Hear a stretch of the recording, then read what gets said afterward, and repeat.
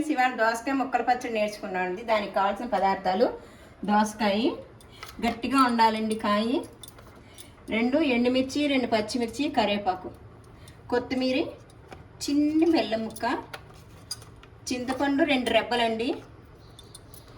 ఇలా దోసకాయ ముక్కలు ఇలా సన్నగా తరుక్కోవాలి.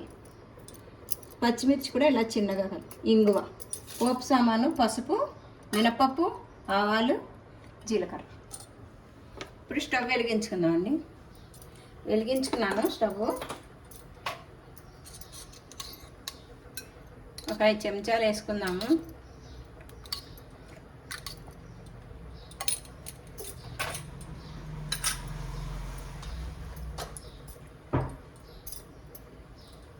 నూనె వేడే లోపల మిర్చి తుంచుకుందాం.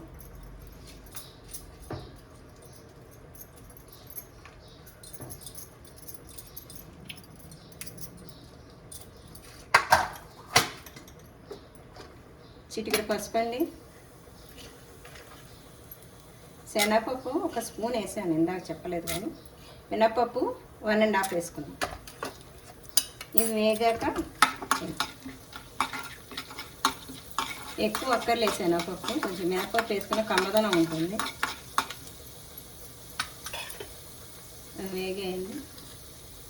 అంతా ఆవాలు, జీలకర్ర 1/2 స్పూను. ఇప్పుడు ఎండుమిర్చి అండి. దీంట్లో పచ్చిమిరపకాయ వేసుకున్నాం కాబట్టి ఎక్కువ కారం పట్టదు.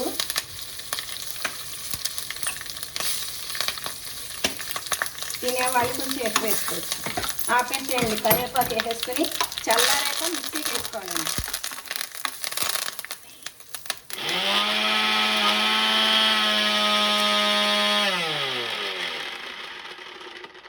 ఇదిగోండి, ఇలా మిక్సీకి పోపు వేసుకోవాలని చెప్పాను కదా. చల్లారాక కొంచెం దోసకాయ ముక్కలు కూడా వేసుకోవాలి. పోపు నలిగాక మిక్సీకి, ఎందుకంటే ముక్కలకు కొంచెం అంటుకుంటుంది, ఎక్కువ వేయకూడదు. కొంతమంది దోసకాయ ముక్కలు మొత్తం పెద్దగా ముక్కలు తరుక్కుని మిక్సీకి వేస్తారు, అలా బాగుంటుంది. ముక్కలు నవ్వులుతూ ఉంటే భలే ఉంటాయి. అన్నంలో కలుపుకొని పుల్ల పుల్లగా. అది మన అన్నం తినే టైంకి ఒక 1/2 గంట నానుంటే బాగుంటుందండి వేడన్నంలో. కొంచెం ఇలా వేసేసుకుందాం. ఈ కారం ఏమన్నా ఉంటే దీంట్లోకి వచ్చేస్తుంది, మిక్సీలో ఉన్నది వల్ల. ఇది ముక్కల పచ్చడి అంటారండి, చాలా బాగుంటుంది దోసకాయ ముక్కల పచ్చడి. తినేవాళ్ళు ఎల్లిపాయ పోపు పెట్టుకోవచ్చు, మేము ఇంకో పోపు పెట్టానండి. ఇలా మనం చెంచాతో కలవదు కాబట్టి, మనం స్పూన్తో కలవదు కాబట్టి చెంచాతో కలుపుతుంది. ఇలా చేత్తో కలిపేసుకోవాలండి, బాగుంటుంది. ఈ పైనుంచి ఇంగు నూనె అడుగుని చేరిపోయింది, ఇంగు నూనె ఉంటుంది దీంట్లో. ఇదండి దోసకాయ ముక్కల పచ్చడి. టేస్ట్ చేసి చూడండి, లైక్ చేయండి, షేర్ చేయండి, సబ్స్క్రైబ్ చేయండి, ట్రై చేయండి.